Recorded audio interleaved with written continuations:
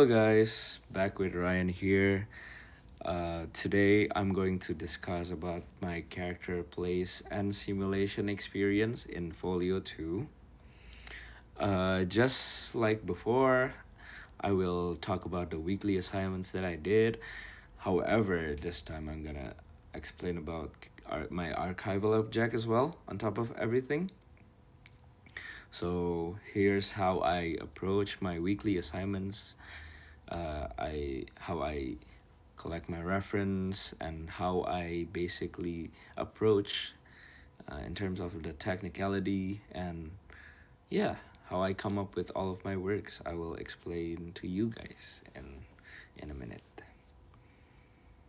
So my archival object, I decided to create a DVD box set where all of each DVD boxes set are reimagined as movie posters and movie DVD covers.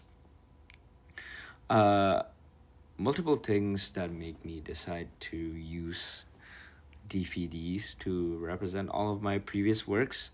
My first reason being uh, I've always grew up watching movies and collecting a lot of DVD sets, and I feel like it holds a nostalgia factor for me. And yeah, uh, I I do believe that if I turn all of my archival pieces physically and in a DVD form, I will definitely look back to it easier, as well as I can always revisit it whenever I needed it.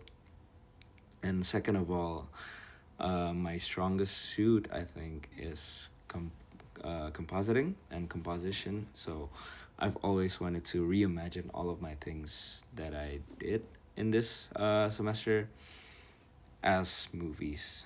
And yeah, for all of my previous works, I utilizes a lot of different placement theory and a lot of different compositing that will help me achieve the movie looks that I am looking for all of these DVD covers.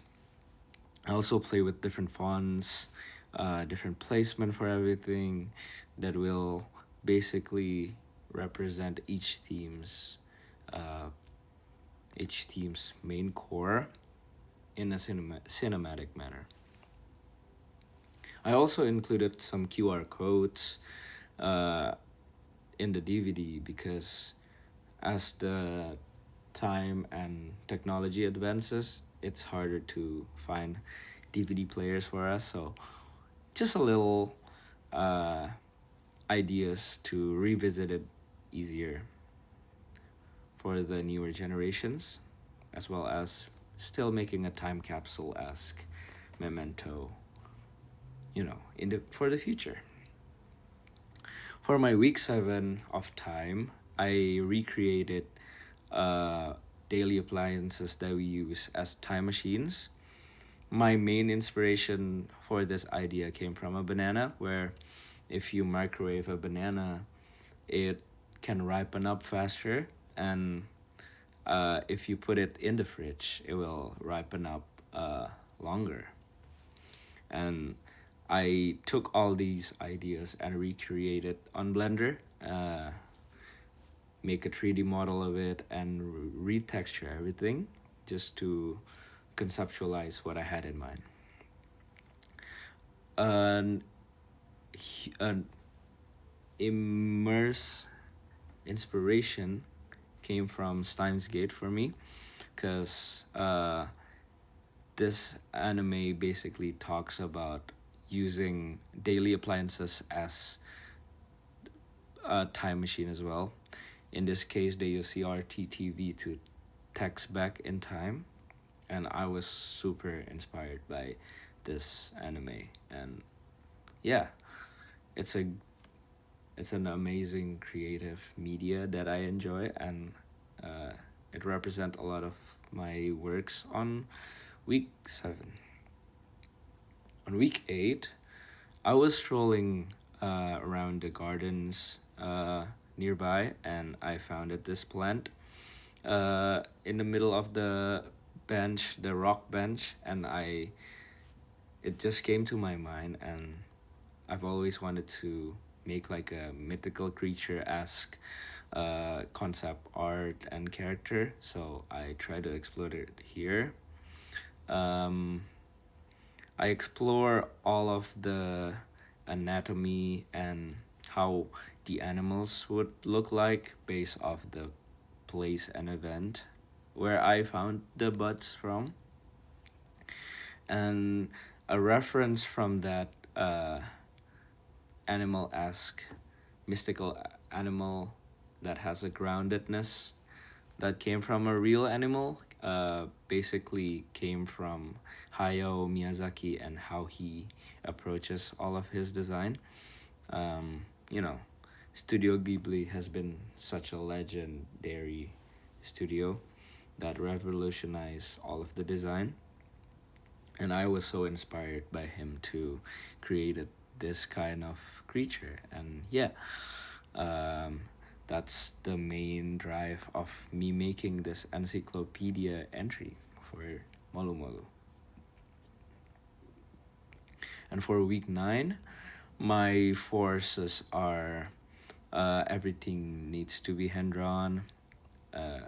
All the hand drawn things needs to be colored in lines. So I literally colored all the lines in here, and everything needs to act like a crocodile. So my concept here is I created a tattoo art of the god in Egypt called Sobek, where whereas usually it was represented as a crocodile like god, but here I represent him in a anthropomorphic way where it has a scales and how it bites like a crocodile, and just make it act more like a crocodile while having humanoid creature and features.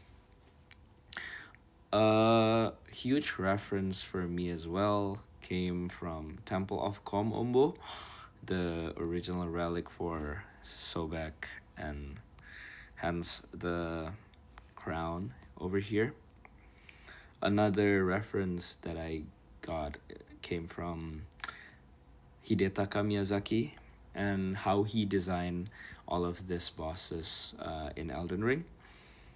For example, Praetor Rykard is a half human, half snake god, where he still uses the human features as well as combining it with snake like scales and uh, anatomy.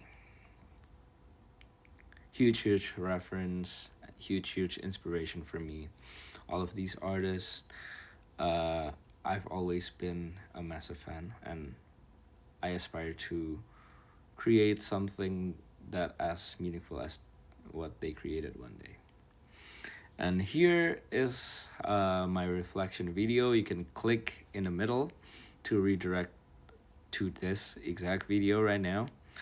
And yeah, over the course of 12 weeks, I've learned a lot of different skill sets. I've explored multiple softwares that I can try for the first time, and I've been enjoying a lot of the themes so much. Two of my favorite themes, however, has been Archival Object and Week 8 for the second half of the folio. The Archival Object, I have a lot of fun since it represent most of my works the most in terms of like representing what I can do, my strongest suit, as well as combining what I learned throughout the 12 weeks course.